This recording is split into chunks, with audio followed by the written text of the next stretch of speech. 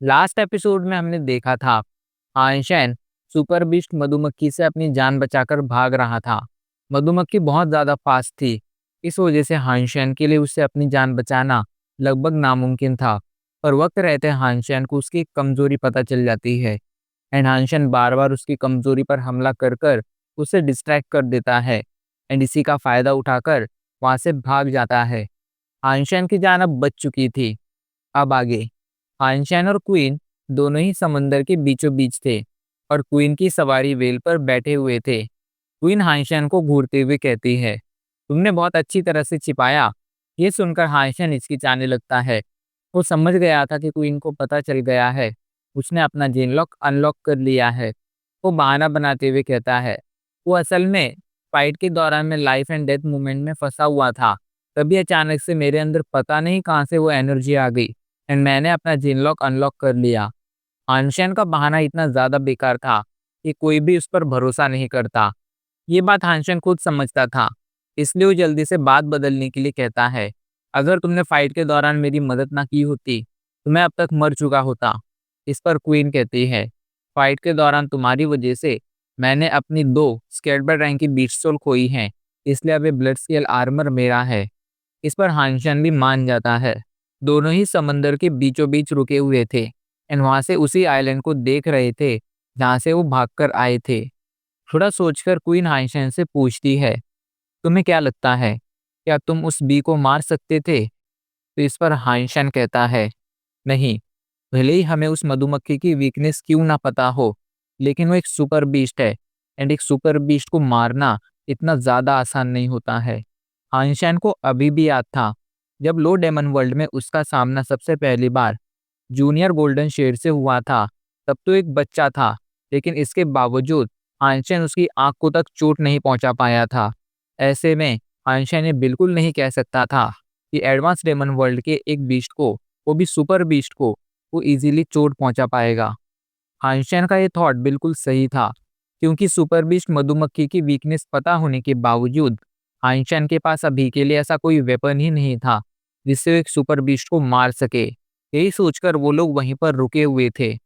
तभी अचानक से पता नहीं सिल्वर फॉक्स को क्या होता है। वो जल्दी से समंदर के बीचों बीच छलांग मार देता है एंड तेजी से आइलैंड की तरफ जाने लगता है। ये देखकर हानशेन भी वहां पर जाने लगता है, लेकिन क्वीन उसे रोककर कहती है, क्या तुम पागल हो गए हो? उस आइलैंड पर 18 सुपर बीस्ट मधुमक्खियां हैं। अगर तुम वहां पर गए, वहां से वापस नहीं लौट पाओगे। इस पर हानशेन कहता है, मैं अपने इस पेट को अकेला नहीं छोड़ सकता हूँ। ये कहकर हानशेन बिना कुछ सोचे समझे समंदर के बीचों बीच कूद जाता है एंड उस आइलैंड की तरफ जाने लगता है। क्वीन उसे रोकने की कोशिश करती है, पर उसका कोई फायदा नहीं होता है। हानशेन तैरकर फाइनली उस आइलैंड पर आ चुका था एंड छिपकर अभी के लिए उस सिल्वर फॉक्स को देख रहा था। वो छिपा इसलिए था क्योंकि उसे अभी इस बात का डर था कि कहीं आसपास वो मधुमक्खियां ना हो। इधर वो सिल्वर फॉक्स लगातार आगे बढ़ता जा रहा था। उसे इतना केयरलेसली आगे बढ़ता देख हानशेन को उसकी चिंता हो रही थी, लेकिन हानशेन ये भी जानता था कि सिल्वर फॉक्स काफी ज्यादा स्मार्ट है। यही सोचकर हानशेन उसके पीछे जाना जारी रखता है, लेकिन हानशेन ने इस दौरान अपना जीन लॉक अनलॉक कर लिया था, जिस वजह से अब उसका 7th सेंस एक्टिवेट हो गया था एंड अब वो आसपास की चीजों को बिना देखे ही देख सकता था। हानशेन सिल्वर फॉक्स की तरफ जाने लगता है। इधर सिल्वर फॉक्स उस लोटस के पास पहुंच गया था, पर अजीब बात यह थी कि अभी के लिए उस लोटस के चारों तरफ कोई मधुमक्खियां नहीं थी। हानशेन जब वहां पर आकर ध्यान से देखता है तो उस लोटस में अभी के लिए कुछ भी नहीं बचा था। जिन्हें वो उस लोटस के बीज समझ रहा था, वो असल में वो मधुमक्खियां थी। मतलब अभी के लिए वो लोटस सिर्फ एक बेकार सा पौधा बचा हुआ था। हानशेन को समझ नहीं आ रहा था कि आखिर ये किस काम का होगा, लेकिन इससे पहले कि वो और कुछ सोच पाता, सिल्वर फॉक्स जल्दी से उस लोटस को खाना शुरू कर देता है एंड इससे पहले कि हानशेन उसे रोक पाता, सिल्वर फॉक्स पूरा का पूरा लोटस खा चुका था। आइंस्टाइन के सामने जो भी हुआ था, उसने बेचारे का दिल तोड़ दिया था। उसके पेट ने उसके पेट ने कीमती चीज खा ली थी, वो भी उसे उसका हिस्सा दिए बिना। आइंस्टाइन अभी के लिए सिल्वर फॉक्स से नाराज था। ये बात शायद सिल्वर फॉक्स भी समझता था, इसलिए वो जल्दी से आइंस्टाइन की गोद से नीचे कूदता है एंड उसी जगह पर गड्ढा खोदना शुरू कर देता है जहाँ पर वो लोटस उगा हुआ था।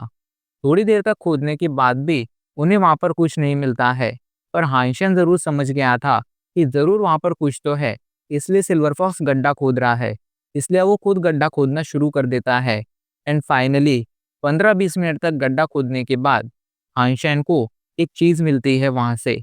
वो देखने में एक जड़ जैसी थी, लेकिन उससे एक अजीब सी लाइट निकल रही थी। हाइंशन उसे ध्यान से देखने लगता है, पर तभी अचानक से सिल्वर फॉक्स जल्दी से उसका एक टुकड़ा तोड़कर खाना शुरू कर देता है।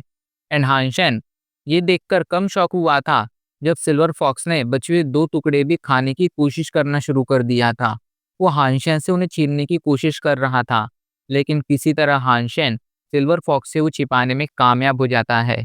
एंड फाइनली वो वहाँ से बीच पर आ जाता है, लेकिन बीच पर क्वीन खड़ी हुई थी, जो वहाँ पर उसका इंतज़ार कर रही थी। वो गुस्से में कहती है, मैंने तुमसे कहा था इसका पीछा मत करो, क्या तुम मरना चाहते थे? तो इस पर हाइंशन मुस्कुराते हुए कहता है, मैं अपने साथी को वहाँ पर अकेला नहीं छोड़ सकता था। एंड वैसे भी मुझे लग रहा था कि वहाँ से मधुमक्खियाँ चली गई हैं, इसलिए मैं वहाँ पर गया था। पहले तो क्वीन हाइंशन को घूरती है, लेकिन फिर वो पूछती है, तुम्हारे फॉक्स को आखिर वहाँ पर क्या मिला? तो इस पर हाइंशन कहता है, इसे वहाँ पर बस उस लोटस का पौधा मिला, लेकिन इसने उस लोटस को तुरंत खा लिया एंड मुझे उसका कोई हिस्सा नहीं मिला है। मुझे वहाँ से खाली लौटना पड़ा। हाइंशन अभी के लिए क्वीन को उस जड़ के बारे में कुछ भी नहीं बताने वाला था, क्योंकि अगर वो क्वीन को उसके बारे में बताता, तो उसे क्वीन को उसका हिस्सा देना पड़ता। क्वीन को हाइंशन की बातों पर भरोसा तो नहीं होता है, लेकिन अभी के लिए अपना शक पक्का करने के लिए उसके पास कोई प्रूफ भी नहीं था। इस वजह से उसे हाइंशन की बात माननी पड़ती है। फाइनली वो लोग डिसाइड करते हैं कि अब वो लोग समंदर में आगे बढ़ेंगे एंड यहाँ से निकलने का रास्ता ढूंढेंगे। यही सोचकर वो लोग समंदर में आगे बढ़ना शुरू कर देते हैं। कुछ दिनों के सफर के बाद वो लोग अभी के लिए एक जगह पर थे। तभी अचानक से उन्हें एक जोरदार आवाज सुनाई पड़ती है। ये आवाज किसी के चीखने की थी। जब वो लोग उस डायरेक्शन में देखते हैं, तो वहां पर एक आइलैंड था, जिस पर अभी के लिए वही चिड़िया पड़ी हुई थी जो उन्हें कुछ दिनों पहले उस आइलैंड पर दिखी थी। वो अभी के लिए बुरी तरह से घायल थी एंड उसकी हालत बद से बदतर थी। ये देखकर हानशेन के मन में ख्याल आता है कि क्या मैं मौका ढूंढकर उसे मार सकता हूँ। अगर हानशेन को कोई मौका मिल जाता एंड वो इस चिड़िया को मार देता, तो फ्यूचर में उसके पास एक सुपर बीस्ट सोल होती, जिसकी मदद से वो फ्यूचर में और ज्यादा सुपर बीस्ट को मार सकता था। हानशेन का प्लान तो अच्छा था, लेकिन एक सुपर बीस्ट को मारना बिल्कुल भी आसान नहीं होता था।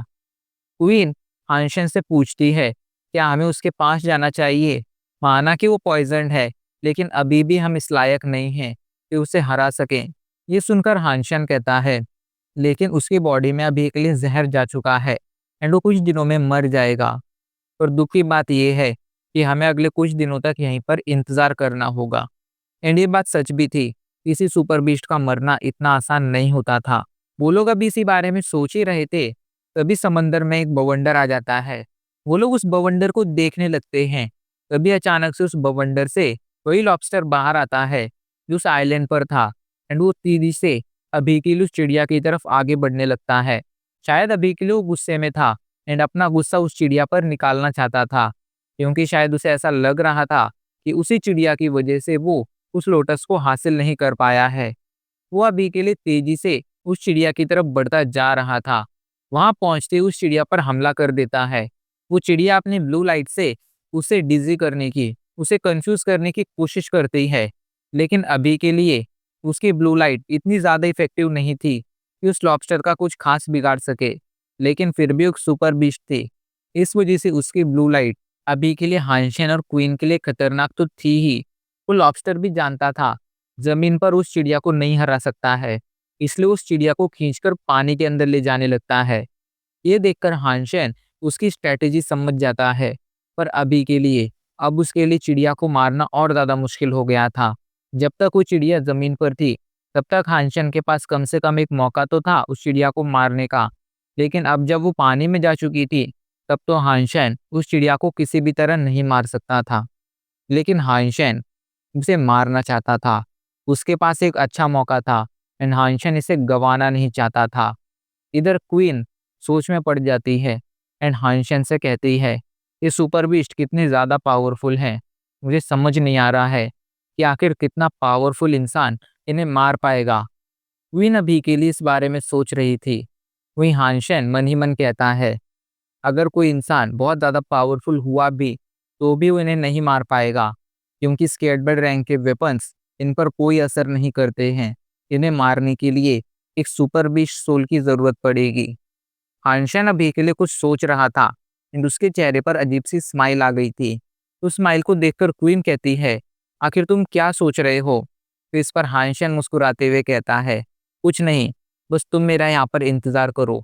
एंड इससे पहले कि क्वीन उससे आगे और कुछ पूछ पाती, हानशेन सीधा समंदर के अंदर छलांग लगा देता है एंड तेजी से बॉटम की तरफ आगे बढ़ना शुरू कर देता है। कुछ ही पलों में वो बॉटम पर था। वहां पर अभी के लिए चिड़िया एंड वो लॉबस्टर दोनों ही थे। दोनों के बीच खतरनाक फाइट चल रही थी, लेकिन पानी के अंदर होने की वजह से लॉबस्टर अभी के लिए एडवांटेज में था। वो बहुत इजीली उस चिड़िया पर हावी हो रहा था एंड अगले कुछ ही पलों में उसने उस चिड़िया को अधमरा कर दिया था एंड अब वो लॉबस्टर उसे खाना भी शुरू कर देता है। हाँ, वो चिड़िया मरी नहीं थी, लेकिन इसके बावजूद लॉबस्टर ने उसे खाना शुरू कर दिया था। जब हाइंशन ही देखता है तो वो परेशान हो जाता है एंड सोच में पड़ जाता है कि आखिर उसे क्या करना चाहिए। हाइंशन जल्दी से उस चिड़िया की तरफ आगे बढ़ने लगता है, लेकिन वो ये भी जानता था कि अगर वो अपनी स्वॉर्ड से उस चिड़िया पर हमला भी करेगा तो भी इसका कोई फायदा नहीं होगा। शायद ही उसकी स्केटबर्ड रैंक की स्वॉर्ड उस चिड़िया पर एक मार्क भी ला पाए। ऐसे में अगर उसे इस चिड़िया को मारना है तो उसके वीक स्पॉट पर हमला करना होगा एंड उसका वीक स्पॉट वही था जहाँ पर उस मधुमक्खी ने उस पर हमला किया था। मतलब हानशैन को उस मधुमक्खी वाले जख्मों पर हमला करना था, लेकिन उसे इस बात का भी ध्यान रखना था कि कहीं उस लॉबस्टर की नज़र में ना आ जाए, वरना फिर उसका मरना तो पक्का ही होता। यही सोचकर हानशैन धीमे धीमे उस चिड़िया की तरफ आगे बढ़ने लगता है। उस चिड़िया के काफी करीब पहुंच गया था। वो जल्दी से वो जल्दी से फेरी क्वीन को बाहर बुलाता है and evil mantra and jading technique को भी एक्टिवेट कर देता है, जिस वजह से उसकी पावर बहुत ज़्यादा बढ़ जाती है एंड वो जल्दी से उस चिड़िया पर एक जोरदार हमला करने जा ही रहा था, पर तभी अचानक से इस लॉबस्टर की नज़र हानशैन पर पड़ जाती है। ये देखकर हानशैन की घिग्गी बन जाती है। हानशैन को अभी के लिए काफ़ी ज़्यादा डर लग रहा था, पर वो ये जानता था कि अगर उस चिड़िया पर हमला नहीं करेगा तो फिर उसे कभी भी एक सुपर पिस्तौल हासिल करने का मौका नहीं मिलेगा। यही सोचकर हानशैन खतरा लेता है। वो जल्दी से उस चिड़िया पर हमला कर देता है, लेकिन उसके हमला करने की वजह से वो लॉबस्टर की नज़र में आ गया था। वो लॉबस्टर गुस्से में हानशैन की तरफ हमला करने आगे बढ़ता है। ये देखकर हानशैन जल्दी से अपना आर्मर चेंज करता है एंड अपना गोल्डन आर्मर पहन लेता है। इधर उस लॉबस्टर का पिंसर तेजी से हानशैन की तरफ बढ़ रहा था। हानशैन उसे डॉज नहीं कर सकता था, इसलिए वो जल्दी से ओवरलोड और डिस आर्मर को एक्टिवेट करता है एंड दोनों का यूज कर कर उस हमले का सामना करता है। उसने उस हमले का सामना भी कर लिया था एंड उस हमले से मरने से बच भी गया था, लेकिन वो घायल जरूर हो गया था। हाइंशन अभी के लिए घायल था, लेकिन अगर वो कोशिश नहीं करता तो अपनी जान नहीं बचा पाता। यही सोचकर अपनी पूरी जी जान लगाकर तेजी से वहां से भागने की कोशिश करने लगता है। वो पूरी जी जान लगाकर तैर रहा था, लेकिन लॉबस्टर एक एक्वाटिक एनिमल था। ऐसे में आखिर वो किस तरह हानशैन से स्पीड में कम होता। उसकी स्पीड हानशैन से भी ज्यादा थी। हानशैन की तरफ वो तेजी से बढ़ रहा था।